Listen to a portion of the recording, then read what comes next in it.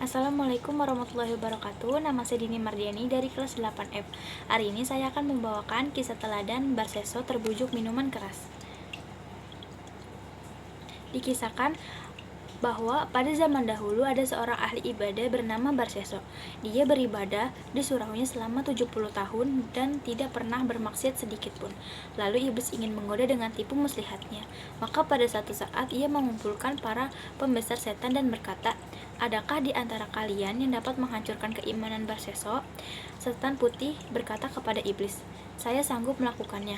Lalu ia berangkat ke tempat Barseso dengan mengenakan pakaian ulama dan mengenakan sorban di atas kepalanya.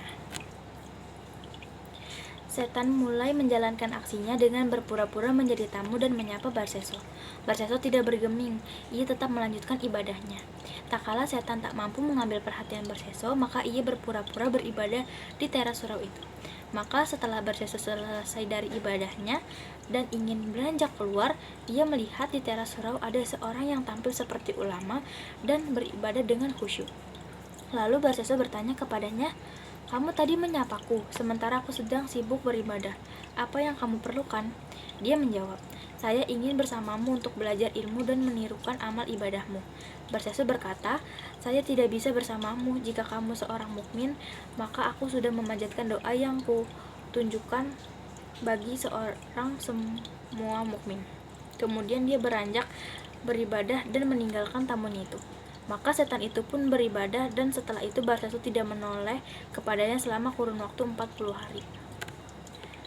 Setelah Barseso selesai beribadah, dia melihat tamunya sedang beribadah juga.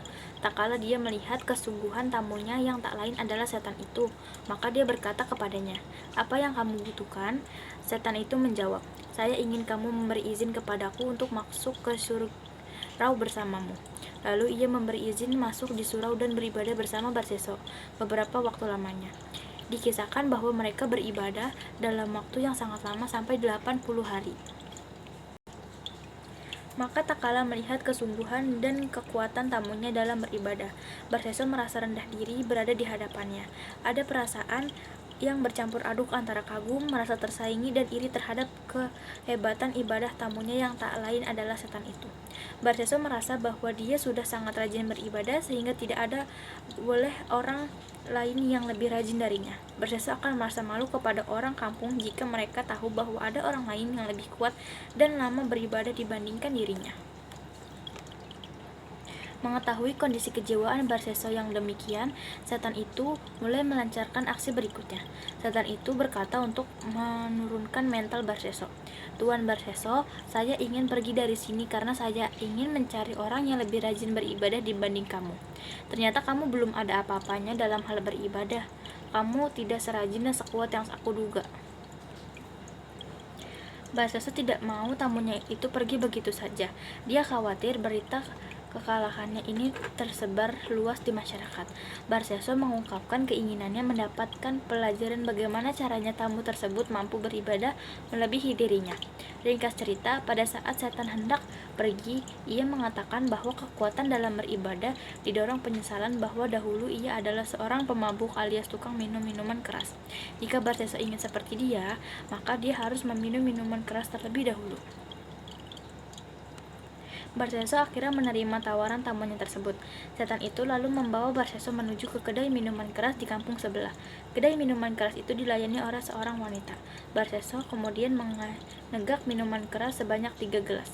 Setelah Barseso mabuk, setan tertawa terbahak-bahak. Barseso pun mengikuti tawanya. Mereka berdua larut dalam pesta minuman keras. Setan tidak akan menyia-nyiakan kesempatan itu. Dia terus mencekoki Barseso dengan minuman keras sebanyak-banyaknya sampai akhirnya Barseso melakukan pelecehan seksual terhadap penjaga warung dan membunuhnya. Barseso pun malam itu terus menegak minuman keras. Pagi harinya orang-orang kampung menemukan Barseso dalam keadaan tewas mengenaskan di pinggir jalan karena terlalu banyak minum. Sekian kisahnya. Terima kasih. Wassalamualaikum warahmatullahi wabarakatuh.